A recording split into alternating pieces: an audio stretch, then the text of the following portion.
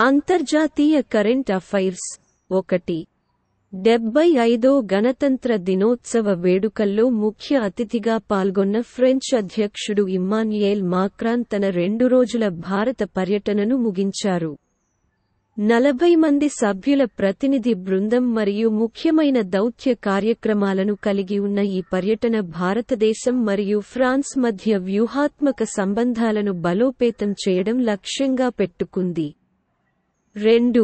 వివాదాస్పద ఎన్నికల ప్రక్రియలో, ఎన్నికల సంఘం శని ప్రకటించినట్లుగా, కొమొరోస్ ప్రెసిడెంట్ అజాలి అసోమాని 63% ఓట్లతో 4వసారి విజయం సాధించారు. అయితే, ప్రతిపక్షం పోల్ను బహిష్కరించి, దానిని మోసం అని నిలదీసింది. 3. భూటాన్ యొక్క ఉదారవాద నాయకుడు, పీపుల్స్ డెమోక్రటిక్ పార్టీ (PDP) నుండి షెరింగ్ టోబ్గే, దేశంలో ఇటీవలి ఎన్నికల తరువాత ప్రధానమంత్రిగా తన 2వ పదవీకాలాన్ని ప్రారంభించారు. 4. బంగ్లాదేశ్కు ఎల్ఎన్జీని అందించే లక్ష్యంతో ఖతార్ ఎనర్జీ మరియు ఎక్సెలరేట్ ఎనర్జీ కీలకమైన 15 సంవత్సరాల ఎల్ఎన్జీ అమ్మకం మరియు కొనుగోలు ఒప్పందాన్ని (SPA) ఖరారు చేశాయి. స్పా కింద అక్సెలరేట్ ఖతార్ ఎనర్జీ నుండి సంవత్సరానికి 1 మిలియన్ టన్నుల వరకు MTPA అల్ంగ్ పొందుతుంది. జనవరి 2026 నుండి ప్రారంభమయ్యే డెలివరీలు బంగ్లాదేశ్లోని ఫ్లోటింగ్ స్టోరేజ్ మరియు రీగ్యాసిఫికేషన్ యూనిట్లకు మళ్లించబడతాయి. ఈ ఒప్పందం 2026 మరియు 2027లో ఎక్సెలరేట్ యొక్క 0.85 MTPA యొక్క LNG సేకరణను మరియు 2028 నుండి 2040 వరకు 1 అంప కలిగి ఉంటుంది. 5. ఒక చారిత్రాత్మక వేడుకలో, జోహోర్ రాష్ట్రానికి చెందిన సుల్తాన్ ఇబ్రహీం మలేషియా 17వ రాజుగా నియమితులయ్యారు. ఈ సంఘటన దేశం యొక్క రాజ్యాంగ రాచరిక వ్యవస్థలో ఒక ముఖ్యమైన ఘట్టాన్ని సూచిస్తుంది. ఇక్కడ సింహాసనం 9 మలయ్ రాష్ట్రాల పాలకుల మధ్య తిరుగుతుంది. 6. ఒక ఆశ్చర్యకరమైన చర్యలో, బుర్కినా ఫాసో, మాలి మరియు నైజర్లోని సైనిక పాలనలు సభ్య దేశాలకు ముప్పుగా పరిగణిస్తూ పశ్చిమ ఆఫ్రికా రాష్ట్రాల ఆర్థిక సంఘం ECOWAS నుండి వెంటనే వైదొలుగుతున్నట్లు ప్రకటించాయి. సహెల్ దేశాలు జిహాదీ హింస మరియు పేదరికం యొక్క సవాళ్లను ఎదుర్కొంటున్నాయి. ఇటీవలి తిరుగుబాట్ల నుండి ECOWASతో సంబంధాలు దెబ్బతిన్నాయి. 1975లో వ్యవస్థాపక సభ్యులుగా ఉన్నప్పటికీ, వారు సస్పెండ్ చేయబడ్డారు మరియు పౌర ప్రభుత్వాలను పడగొట్టడానికి భారీ ఆంక్షలను ఎదుర్కొన్నారు. 7. ఒక ముఖ్యమైన మైలురాయిలో, ప్రపంచ ఆరోగ్య సంస్థ WHO పారిశ్రామికంగా ఉత్పత్తి చేయబడిన మరియు సహజంగా సంభవించే ట్రాన్స్ ఫ్యాటీ యాసిడ్లను TFA తొలగించడంలో పురోగతిని గుర్తించి మొట్టమొదటిసారిగా సర్టిఫికేట్లను జారీ చేసింది. 5 దేశాలు Denmark, Lithuania, Poland, Saudi Arabia మరియు థాయిలాండ్ తమ TFA ఎలిమినేషన్ వ్యూహాలలో సమర్థవంతమైన విధానాలు మరియు పటిష్టమైన పర్యవేక్షణ మరియు అమలు విధానాలను ప్రదర్శించడంలో వారి మార్గదర్శక ప్రయత్నాల కోసం ప్రశంసించబడ్డాయి. 8. జనవరి 1న ఒక ముఖ్యమైన అభివృద్ధిలో, Saudi Arabia, Egypt, United Arab Emirates, Iran మరియు ఇథియోపియా అధికారికంగా బ్రిక్స్ సమూహంలో చేరాయి.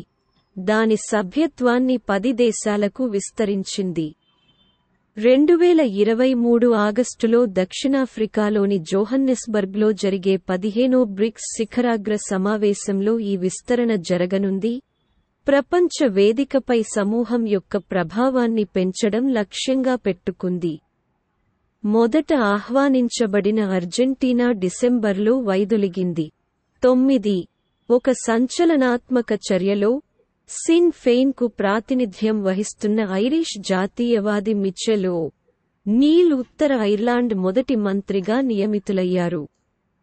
ఇది ఈ ప్రాంతం యొక్క రాజకీయ దృశ్యంలో బ్రిటిష్ అనుకూల యూనియన్వాదుల సాంప్రదాయ ఆధిపత్యం నుండి గణనీయమైన నిష్క్రమణను సూచిస్తుంది.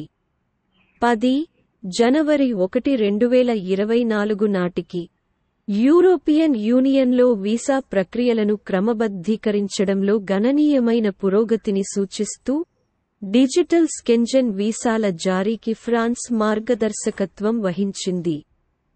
ఈ సంచలనాత్మక చొరవ 2026లో పూర్తిస్థాయిలో అమలు చేయడానికి షెడ్యూల్ చేయబడిన స్కెంజెన్ వీసా విధానాల విస్తృత డిజిటలైజేషన్కు ముందుంది. ఈ చర్య 2024 పారిస్లో జరిగే ఒలింపిక్ మరియు పారాలింపిక్ క్రీడల సన్నాహాలతో వ్యూహాత్మకంగా సమలేఖనం చేయబడింది. ఫ్రెంచ్ అధికారులు దాదాపు 70,000 డిజిటల్ వీసాలను పంపిణీ చేయాలని లక్ష్యంగా పెట్టుకున్నారు. 11 యెమెన్ ప్రెసిడెన్షియల్ లీడర్షిప్ కౌన్సిల్ ఒక ముఖ్యమైన చర్యలో విదేశాంగ మంత్రి అహ్మద్ అవద్ బిన్ ముబారక్ను దేశం యొక్క కొత్త ప్రధానమంత్రిగా నియమించింది. యెమెన్ పెరిగిన ఉద్రిక్తతలు మరియు భద్రతా సవాళ్లను ఎదుర్కొంటున్నందున ఈ నియామకం క్లిష్టమైన సమయంలో వస్తుంది. పదవీ విరమణ చేసిన ప్రధానమంత్రి మైన్ అబ్దుల్ మాలిక్ సయీద్ అధ్యక్ష నాయకత్వ మండలి చైర్మన్కు సలహాదారుగా నియమితులయ్యారు. ఇది దేశ రాజకీయ దృశ్యంలో గణనీయమైన మార్పును సూచిస్తుంది. 12 ఇజ్రాయెల్ యొక్క జియోలాజికల్ ఇన్స్టిట్యూట్ ఇటీవల సైప్రస్ సమీపంలో ఒక అద్భుతమైన ఆవిష్కరణను చేసింది. అపూర్వమైన నిష్పత్తిలో నీటి అడుగున లోయను వెలికితీసింది.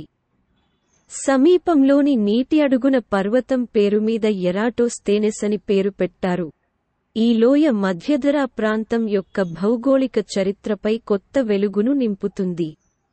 13 శ్రీలంక ఆర్థిక సవాళ్లను ఎదుర్కొంటూ వృద్ధిని వేగవంతం చేయాలని కోరుతూ 2024 చివరి నాటికి భారత్తో సహా పలు దేశాలతో స్వేచ్ఛా వాణిజ్య ఒప్పందాలను ఏర్పాటు చేసుకోవాలని యోచిస్తోంది.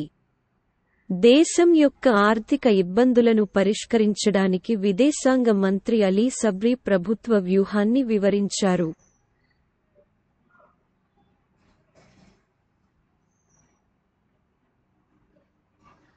14 టూరిజం మరియు గ్లోబల్ ఎంగేజ్మెంట్ను పెంచే లక్ష్యంతో ఫిబ్రవరి 4, 2024 నుండి భారతీయ పర్యాటకులకు వీసా అవసరాలను ఇరాన్ తొలగిస్తుంది.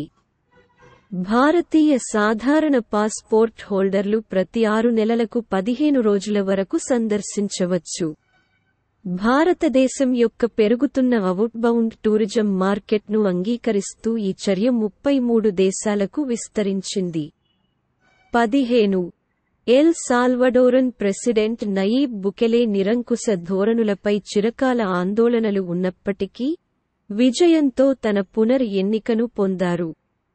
బుకెలే యొక్క భారీ విజయం ముఠా హింసకు వ్యతిరేకంగా అతని దృఢమైన వైఖరిని మరియు ప్రజాస్వామ్య సంస్కరణల పట్ల అతని దృష్టిని నొక్కి చెబుతుంది.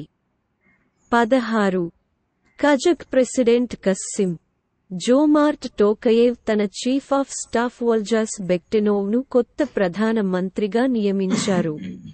బెక్టెనోవ్ 43 ఏళ్ల వయస్సులో గతంలో రాష్ట్ర అవినీతి నిరోధక సంస్థకు నాయకత్వం వహించారు మరియు ఏప్రిల్ 2023లో అధ్యక్ష పరిపాలన అధిపతిగా బాధ్యతలు చేపట్టారు. 17 వయలో అతిపెద్ద సావరిన్ వెల్త్ ఫండ్ అయిన అబుదాబి ఇన్వెస్ట్మెంట్ అథారిటీ ఆడియా ప్రధానమంత్రి నరేంద్ర మోడీ స్వరాష్ట్రంలో ఉన్న భారతదేశం యొక్క Gujarat international finance tech city gift city ద్వారా మొత్తం $4 నుండి 5 బిలియన్ల గణనీయమైన పెట్టుబడి నిధిని ఏర్పాటు చేస్తోంది. 18 చైనా తన సరికొత్త అంటార్కిటిక్ రీసెర్చ్ స్టేషన్ క్విన్లింగ్ సదుపాయాన్ని ప్రారంభించింది. ఇది రాస్ సముద్రంలో వివరించలేని ద్వీపంలో ఉంది. ఇది అంటార్కిటికాలో చైనా యొక్క 5వ పరిశోధనా కేంద్రాన్ని సూచిస్తుంది మరియు ఈ ప్రాంతంలో శాస్త్రీయ అన్వేషణను ముందుకు తీసుకెళ్లడానికి దాని నిబద్ధతను సూచిస్తుంది. మాజీ విదేశాంగ మంత్రి పెక్కా హావిస్టోపై ఫిన్లాండ్ అధ్యక్ష ఎన్నికలలో యుబిబి విజయం సాధించింది. ఈ విజయం ఫిన్లాండ్ యొక్క విదేశీ మరియు భద్రతా విధానాలను నావిగేట్ చేసే బాధ్యతను స్టెప్పై ఉంచుతుంది. ముఖ్యంగా ఉక్రెయిన్పై రష్యా దాడి చేసిన తరువాత ఫిన్లాండ్ యొక్క ఇటీవలి నేటో సభ్యత్వం కారణంగా ఇది ముఖ్యమైనది. 19 అంటార్కిటికాలో క్విన్లింగ్ స్టేషన్ను చైనా అధికారికంగా ప్రారంభించింది. ఈ ముఖ్యమైన అభివృద్ధి అంటార్కిటిక్ ప్రాంతంలో చైనా యొక్క శాస్త్రీయ అన్వేషణ మరియు పరిశోధనలో ఒక కొత్త అధ్యాయాన్ని సూచిస్తుంది. ఈ రిమోట్ మరియు సహజమైన పర్యావరణంపై ప్రపంచ అవగాహనకు దోహదం చేయడంలో దాని నిబద్ధతను నొక్కి చెబుతుంది. 20 తూర్పు కరేబియన్లో గణనీయమైన చమురు చిందటం కారణంగా ట్రినిడాడ్ మరియు టొబాగో ప్రధాన మంత్రి అధికారికంగా జాతీయ అత్యవసర పరిస్థితి ని ప్రకటించారు. టొబాగో సమీపంలోని బోల్తాపడిన ఓడ నుండి ఉద్భవించిన స్పిల్ తీర ప్రాంతం వెంబడి విస్తృతంగా పర్యావరణ నష్టానికి దారితీసింది. ఇది దేశ ఆర్థిక వ్యవస్థపై, ప్రత్యేకించి దాని పర్యాటక రంగంపై ప్రభావం గురించి ఆందోళనలను కలిగిస్తుంది.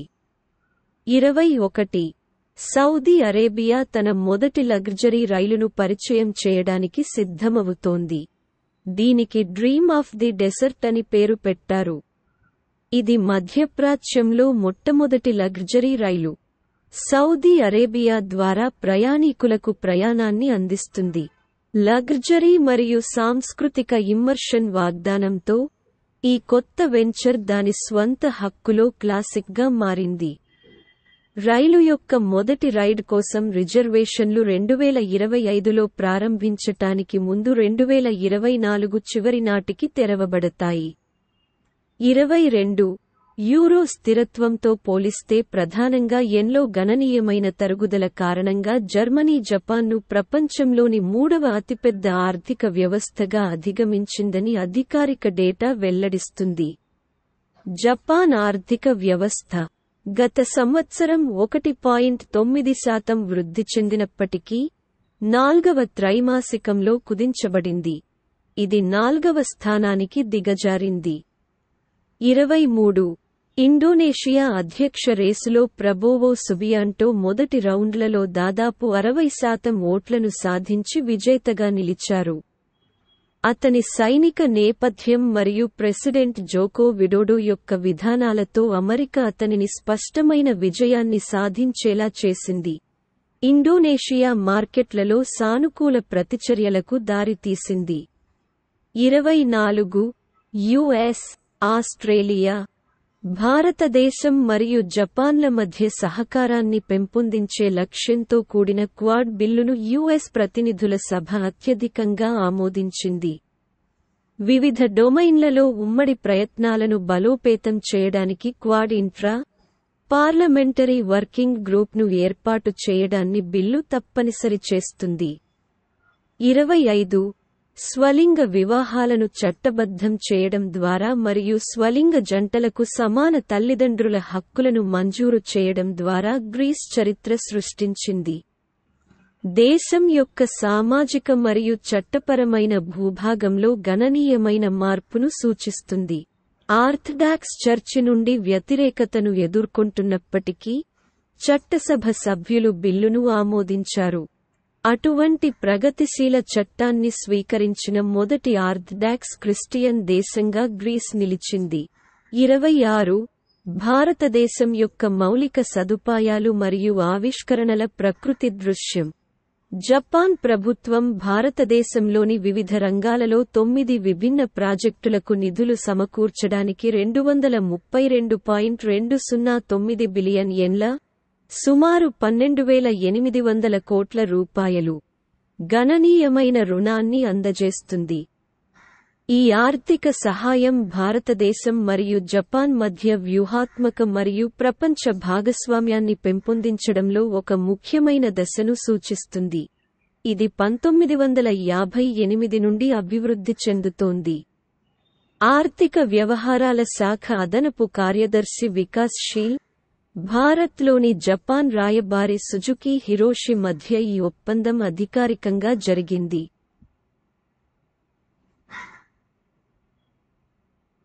27 అంతర్జాతీయ సౌర కూటమి (ISA)లో చేరడం ద్వారా మాల్టా, గ్లోబల్ ఎరేనాలో చిన్నది అయినప్పటికీ ముఖ్యమైన ఆటగాడు, ఇటీవల స్థిరమైన శక్తి వైపు ఒక అద్భుతమైన అడుగు వేసింది.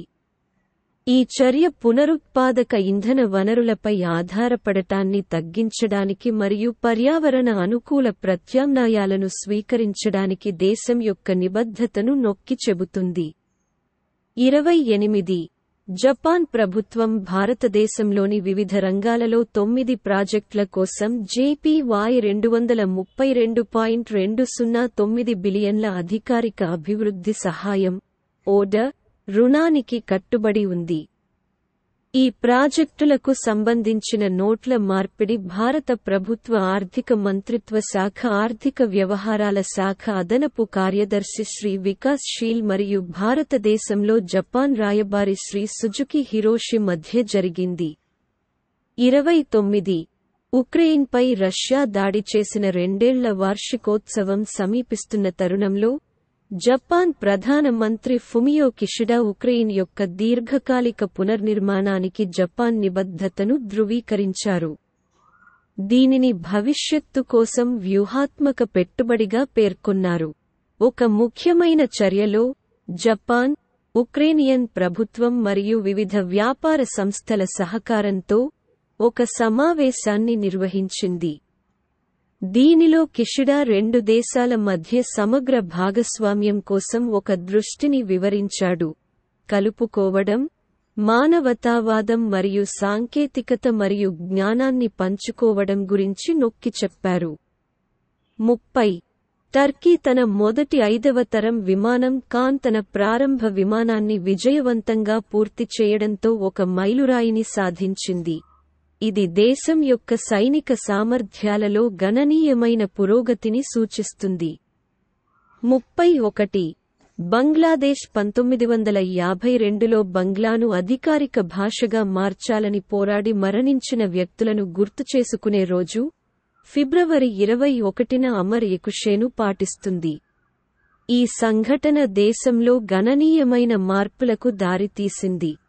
32 భారతదేశం మరియు థాయిలాండ్, బుద్ధుని యొక్క 4 గౌరవనీయమైన అవశేషాలు మరియు అతని శిష్యులు భారతదేశం నుండి ప్రతినిధి బృందంతో కలిసి థాయిలాండ్లోని బ్యాంకాక్కు చేరుకున్నారు.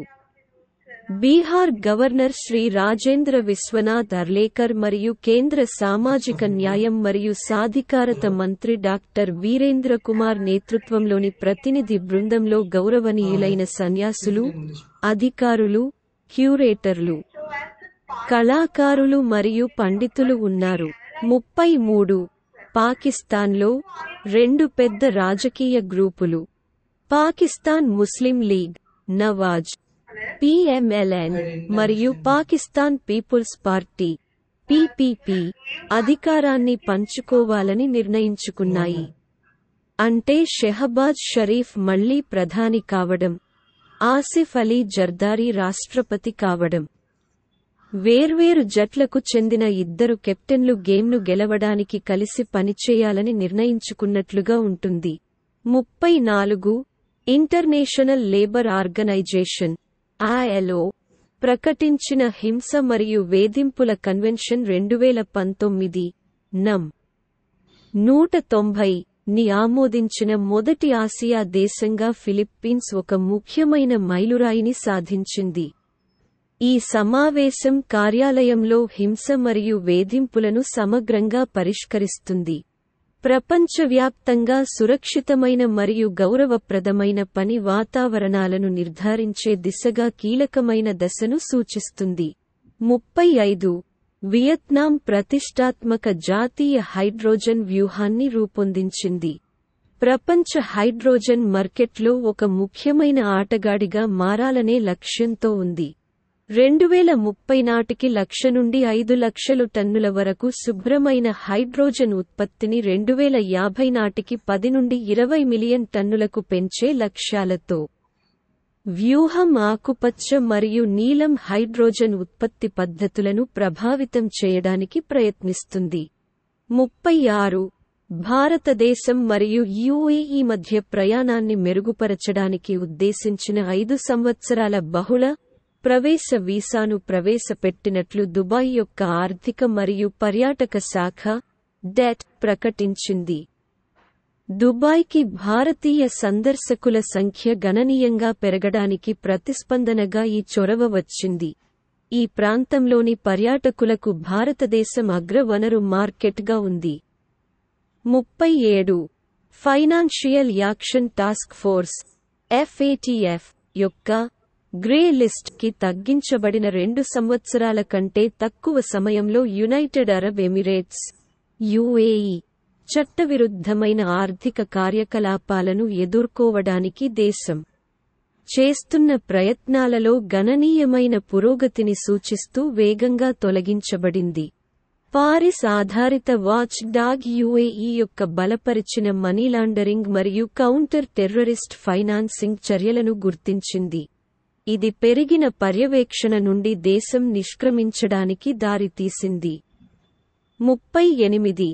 పాకిస్తాన్ మాజీ ప్రధాని నవాజ్ షరీఫ్ కుమార్తె మరియు Pakistan Muslim League Nawaz (PMLN) party senior నాయకురాలు మరియం నవాజ్ పంజాబ్ ప్రావిన్స్కు మొదటి మహిళా ముఖ్యమంత్రి కావడం ద్వారా ఒక ముఖ్యమైన రాజకీయ మైలురాయిని సాధించారు. 39. అల్జీరియా, ఆఫ్రికా యొక్క అతిపెద్ద మసీదు మరియు ప్రపంచంలో 3వ అతిపెద్ద మసీదుగా ప్రశంసించబడిన దాని యొక్క గొప్ప ప్రారంభోత్సవాన్ని జరుపుకుంది. ప్రెసిడెంట్ అబ్దెల్మాజిద్ టెబ్బౌన్ వేడుకకు అధ్యక్షత వహించారు. అల్జీర్స్ యొక్క గ్రేట్ మసీదును ప్రపంచంలోని 3వ అతిపెద్ద మసీదుగా అధికారికంగా వెల్లడి చేశారు.